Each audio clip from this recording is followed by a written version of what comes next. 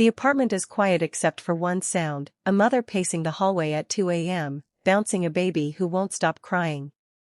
She's tried everything. White noise. Rocking. A dozen different bedtime routines pulled from a dozen different books. Nothing sticks. And in 6 hours, she has to be awake for work. Now picture a different home, thousands of miles away, in Tokyo. Same hour. Same tired parents. But the baby is asleep, not just asleep, but asleep in a way that lasts. Number 2 a.m. wake up. No hour of frantic bouncing. Just quiet. Here's the strange part.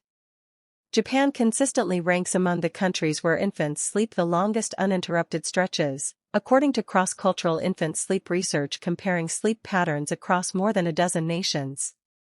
Parents there aren't doing anything exotic. They're not spending money on gadgets. They're doing something almost embarrassingly simple, something most Western parents have been taught to avoid. By the end of this video, you'll know exactly what that is, and 3 ways to start using it tonight, even if your baby has never slept more than 2 hours in a row. You might be thinking, babies are different everywhere, this can't just be about culture. And you'd be right to wonder that. But here's what's fascinating, when researchers moved the same approach into homes in the US and Europe, the results held. This isn't about being Japanese. It's about one shift in how sleep itself is treated. At the center of it is a concept Japanese parents call Namuri no Ba, loosely, the sleep stage. It's not a product. It's not a technique you buy. It's a principle, that a baby's environment for sleep should be built once, calmly, and then left almost completely alone. Western parenting culture, by contrast, often treats a baby's sleep as something to actively manage, checking, adjusting, intervening at every stir. Developmental sleep researchers have long pointed out that infants cycle through light and deep sleep every 40 to 50 minutes, surfacing briefly between cycles. What happens in that surfacing moment determines everything. And that's exactly where our first pillar begins. The first pillar is what Japanese parents call the pause before response. Here's the contrast. When a Western baby stirs at 2 a.m., a whimper, a shift, a half cry, most parents are up within seconds. Lights on, baby lifted, rocking begins immediately. It feels loving. It feels responsible. But that baby was never actually awake. She was surfacing between sleep cycles, the way every human does, adult and infant alike. The moment she's picked up, her brain gets a signal, this is wake-up time. The interruption doesn't soothe her, it teaches her. Japanese parents, instead, wait. Not indifference, attention without action. A minute. Sometimes 2. Long enough for the baby to sink back into the next cycle on her own. This isn't neglect, it's restraint, and it's rooted in something real. Infant sleep researchers describe this as allowing. Self-resettling, the ability of a baby to complete a natural sleep cycle transition without external interruption. Babies who get the chance to practice this skill night after night get measurably better at it.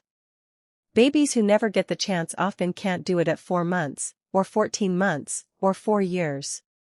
The failure loop is easy to fall into, because it feels like good parenting in the moment. You hear a sound, you respond, that's instinct, that's love.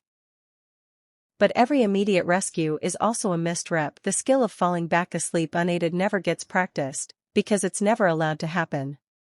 Months later, exhausted parents wonder why their toddler still can't self-soothe, not realizing they've been solving the puzzle for her every single night since birth. The reframe is simple, you're not ignoring your baby by waiting. You're giving her a skill you can't hand her any other way. The second pillar is what we'll call the stillness signal, and it starts before the baby is even in the crib.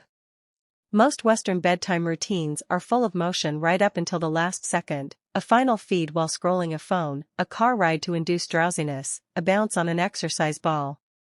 Movement becomes the trigger for sleep. The problem is, movement is exactly what won't be there at 2 a.m. when the baby wakes on her own. Japanese caregivers do the opposite. The last 15 to 20 minutes before sleep are deliberately, almost boringly still. Same dim light. Same low murmur of voice. No screens, no bouncing, no novelty. The reason this works comes down to association. A baby's brain links sleep onset to whatever conditions are present in that final stretch before dozing off. If those conditions are motion, light, and stimulation, the baby needs those same conditions again every time she stirs in the night, because her brain is simply looking for the environment it fell asleep in. But if the final stretch is still, dim, and quiet, that's the environment she'll expect to find when she resurfaces between cycles. And it's an environment any parent can recreate instantly, without a car, without a bounce, without a phone. The failure loop here is subtle. Parents lean on movement because it works fast. A fussy baby calms almost instantly once she's in motion. It feels like the solution. But speed in the moment creates dependency over months. The baby isn't learning to fall asleep. She's learning to need momentum to fall asleep, and that need doesn't go away on its own, it has to be unlearned, usually. Much later, much harder. The reframe: the calmest last 10 minutes of the day become the easiest next 3 months of your nights. The third pillar is the one most parents overlook entirely, what Japanese parents think of as the room that asks nothing of you. It's about the physical sleep space itself. Western nurseries are often designed to entertain: mobiles, nightlights that shift colors, soft toys within reach, sound machines with a dozen settings. The instinct is that a stimulating environment supports development. But at night, that same environment becomes a liability. Every mobile, every light shift, every toy is a potential reason for a baby to fully wake rather than settle back down between cycles. Japanese nurseries tend to be strikingly plain, flat, dim, unchanging, night after night. Nothing new to investigate. Nothing to pull her further from sleep.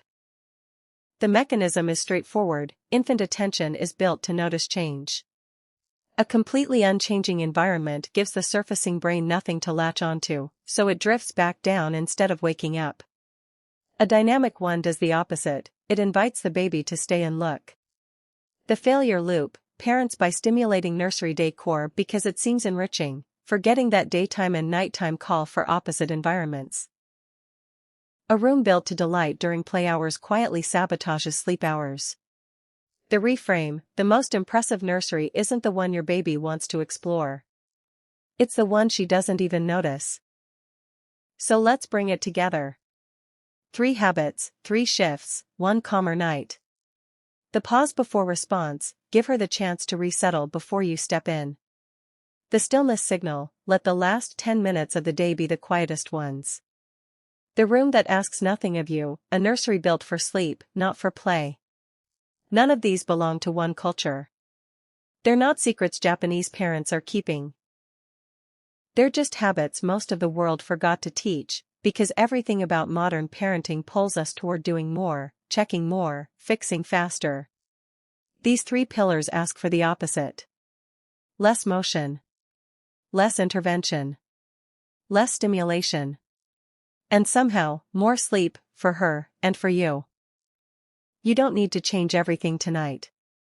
Pick one. Maybe it's the 10 still minutes before bed. Maybe it's simply waiting 60 seconds before you go in. One habit, practiced consistently, is worth more than 5 habits tried once. If you know a parent pacing a hallway at 2 a.m. right now, send them this video. It might be the difference between another sleepless week and their first full night in months. If this helped, subscribe. There's a lot more where this came from. Next time, we're looking at the naptime habit that Scandinavian parents swear by, and why it might matter even more than what happens at night. Sleep well. Both of you.